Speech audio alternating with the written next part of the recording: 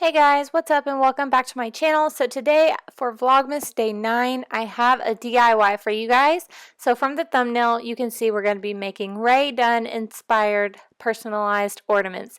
These are super fun, and if you have a cutting machine like a Cricut or a Cameo or a Portrait, you can totally do this. So the first thing you're going to do is go to dafont.com, and then in the top right, you're going to type in the skinny to look for the font.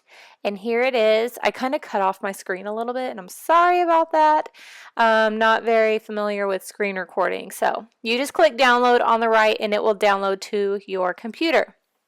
So I'm going back to my desktop, and I'm opening up Silhouette Studio, which is the program that you use to cut items like vinyl and other things with your machine. So now that I have it open, this is just the screen that mine opens to. I'm going to go ahead and use the text tool, and I'm going to type in all my names.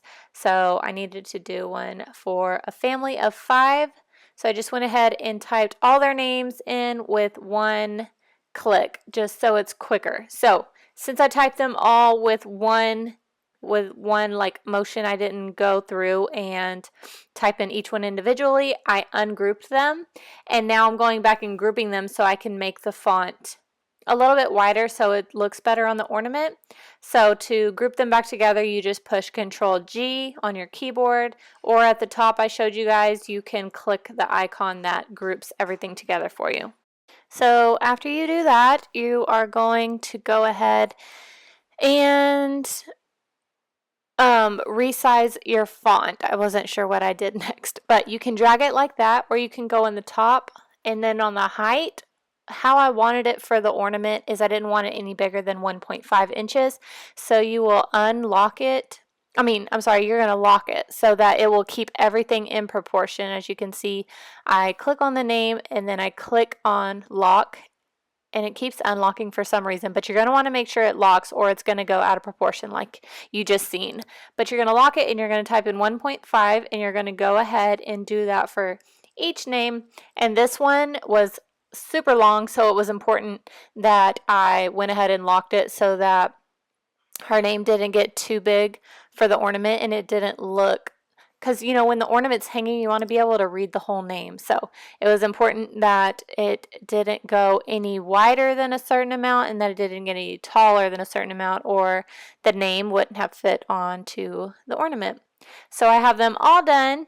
That's what they all look like. I'm just readjusting them so that when I cut them on my vinyl, they don't, it's easier for me to separate them so that when I put them on the ornament, they're just easy to separate. So now I'm showing you guys what you need. So I have a paper trimmer, which totally isn't necessary, but you can use it.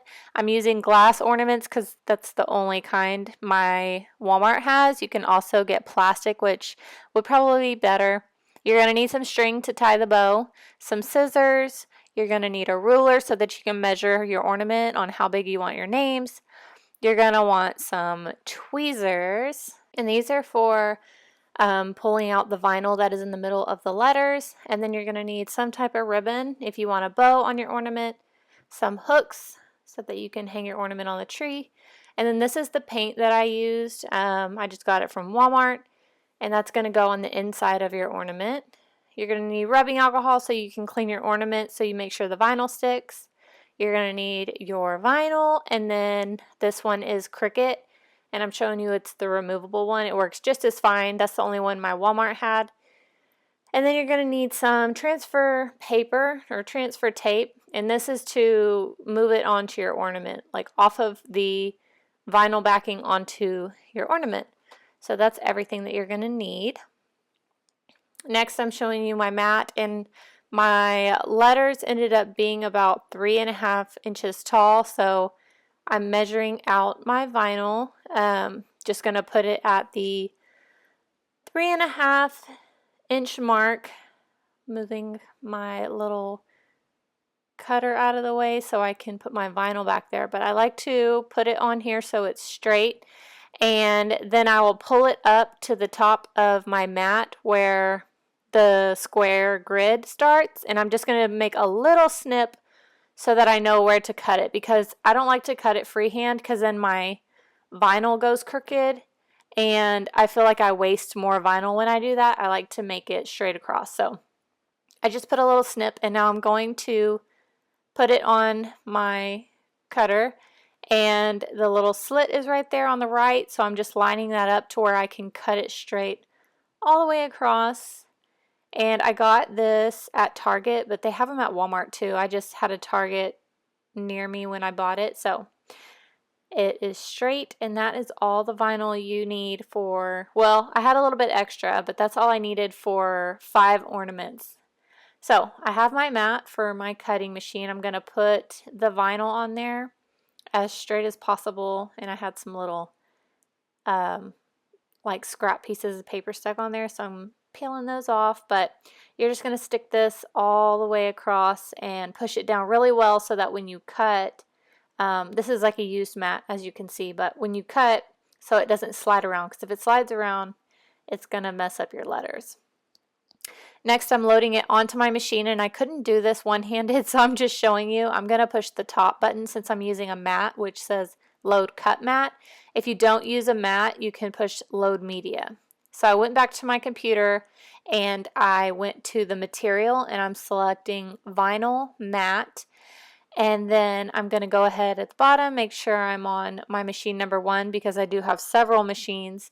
And then as soon as it picks up the machine, the button down there says send. So as soon as it highlights, I can go ahead and press send.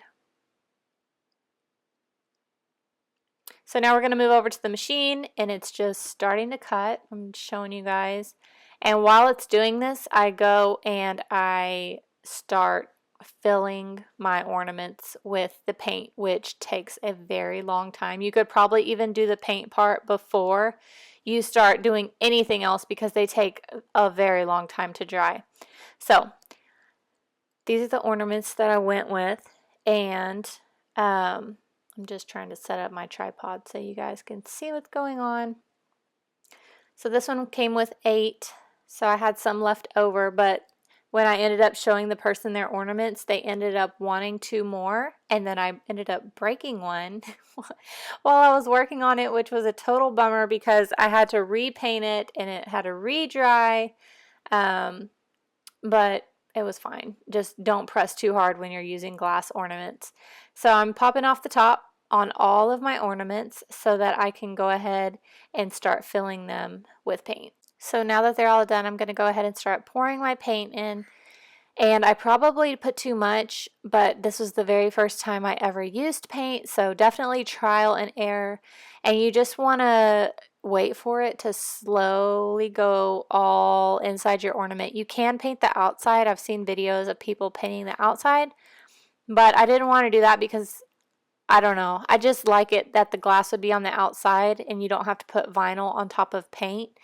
So it probably would dry faster if you did it on the outside, but I'm adding more paint, which so much of it dripped out whenever I set them back in the tray to drip. And another, a good way for you to let them drip, I put mine in this tray, but this morning I had an empty paper towel roll and I cut it into like just tall enough to where my ornaments would be off of the surface I was letting the paint drip onto. So I just cut my paper towel roll or a toilet paper roll, and you can set it on there.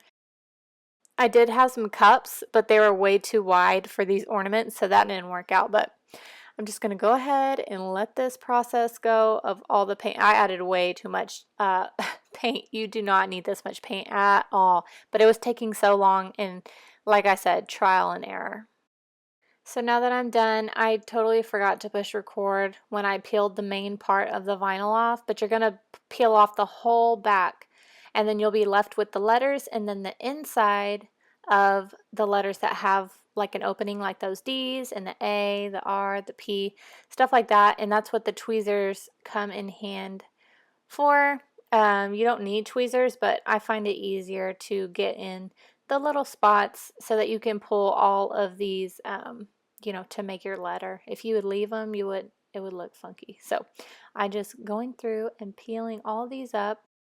So now that I'm done, I'm going to go ahead and cut each name out so that I can put them on the ornaments. You can leave it all together and put your transfer tape over it so that it goes quicker, but my transfer tape was in a weird shape, so I just went ahead and cut all the names out individually and then went ahead and trimmed all of my transfer tape, which you guys will see, but it's easier if you leave it all one piece if you do have like a pretty just like a rectangle shape, but mine I had cut into it. So if you do that, just put the whole piece over it. And you can see here I'm going to try to arrange them to where I can leave it in one piece, but it wouldn't work out. So you would just put your transfer tape over the whole thing and then cut it after that.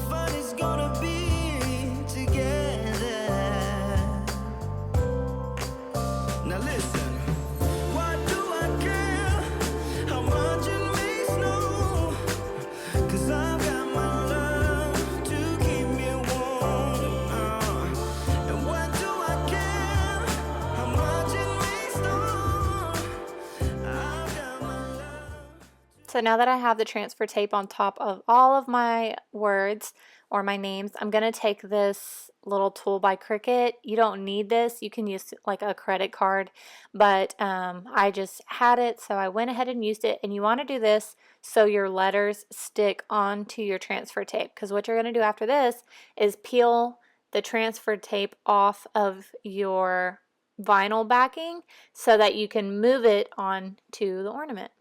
Here's the ribbon that I decided to use. I liked this burlap, so I'm showing you guys how I made a bow. So I'm going and measuring how much I need before I cut it because I didn't want to waste any.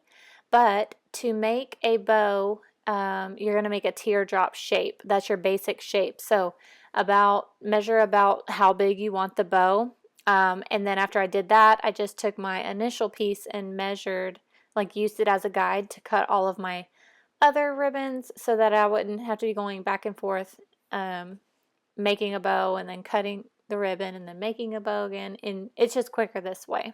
So after you cut all of your ribbons, you're going to need a lighter, and this is so you can heat the ends of the ribbon and it doesn't fray, because if not, your ribbon will unravel if you don't heat up the ends, and your bows and your ornaments will last longer if you do this little step, and it literally takes 5 seconds. If you use wired ribbon, it might catch on fire. Just be prepared for that because it happens a lot. I'm surprised it didn't happen this time. But you're going to run it over. If it catches on fire, just blow it out real quick. And then when you also do this, the fabric from the ribbon goes down a little bit, so you might have to trim your wires. So I heat sealed all the ends of my ribbons, and now I went ahead and cut just 5 strips of string so that I can go ahead and make my bows. And that string, I got it from Walmart a long time ago, and it was by the yarn. So I'm not sure if you use it for like knitting or something like that, but to make your bow, you're going to do a teardrop, like I was saying, that's your initial shape. And then you're just going to pull the top of the loop down to the back of the bottom of your like awareness ribbon shape or your teardrop. And then you're going to scrunch up the middle. And that's it. Then you just pinch it. And if you use wire ribbon, it kind of holds itself. So I'm just going to take a string and then I'm just going to wrap it around a few times so that when I let go to tie it, it doesn't come unraveled. And I'm going to flip it over and then I'm just going to tie a knot twice. So I'm going to speed it up because it took a little bit, but you do that, you trim the back, and then you're just going to reshape your bow because it gets kind of flat when you tie the knots. And the good thing about wire ribbon is it's going to hold its shape, so you can make the bow go whichever way you want and it's going to hold. So there is the bow. Turned out super cute. You don't want them too big because they're going to go on the top of your ornament. So here are all of my names.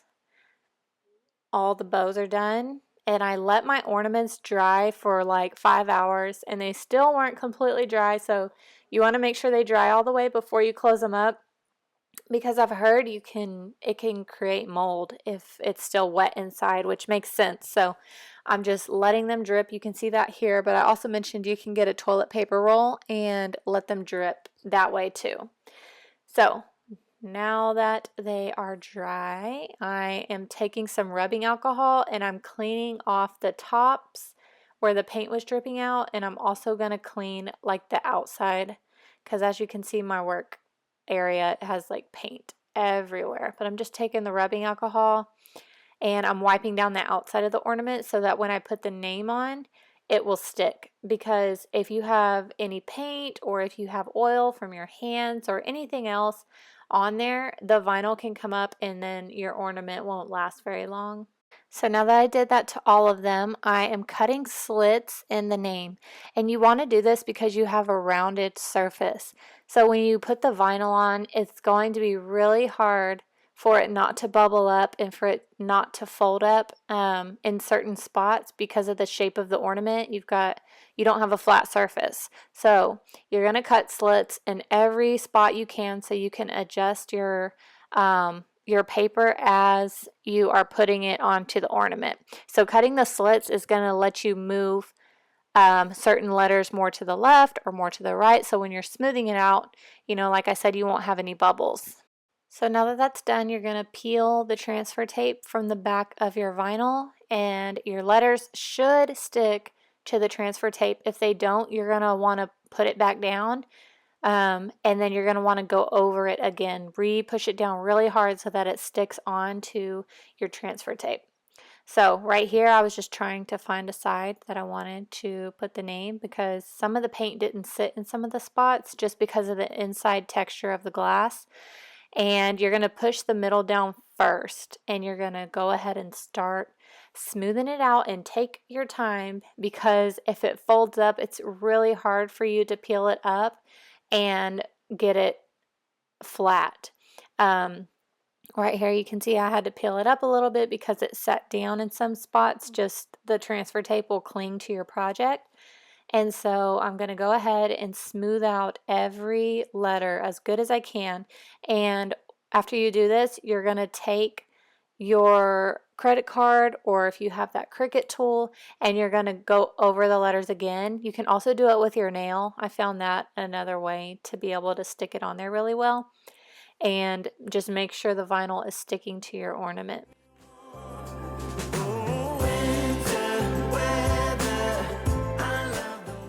So now that I pushed it all down, I'm going back over it with my fingers, pushing it down really well, making sure it's going to stick to my ornament so that when I start peeling the transfer tape, it won't stick to the transfer tape anymore. It'll stay on the ornament. So just take your time, go over it a few times. I went ahead and started peeling it, and since it's stuck, I didn't need to use that little tool. So I'm just going to peel all of the transfer tape off. And like I said, peel it kind of slow, because sometimes your letters won't stick onto the ornament, and you're going to have to put it back down and rub it a little bit more, or get your tool out and go over it a little bit better, just so it can have more pressure.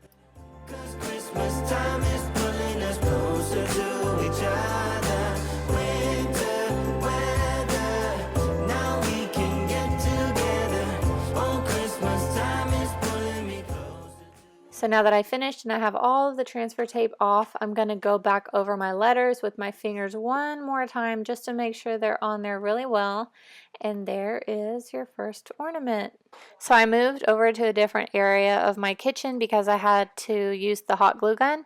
So what you're going to do is put hot glue onto the back of your bow. Make sure you glue the side that you tied so the tie doesn't show in the front. You can also cover this with ribbon if you want to. You can take like a really, really skinny ribbon and go over your tie so you can't see it. And then you're just going to push it. I pushed it on to the silver part of the ornament, like the part that you can take off, just so the name would show more, because I felt like when I put it on the glass ball, when I made ours for my family, it covered too much of the name. So for these, I put it on the silver part. And that is it. That's how you make these super cute Rae Dunn inspired ornaments. I hope you guys enjoyed it. If you make your own, I would love to see them. You can follow us on Instagram and tag me so I can see. So here is what all of them look like when they're done. She really liked how they turned out, and I ended up doing more for her. So if you like this video, give it a thumbs up. Make sure you subscribe, and I will see you guys in the next one. Bye.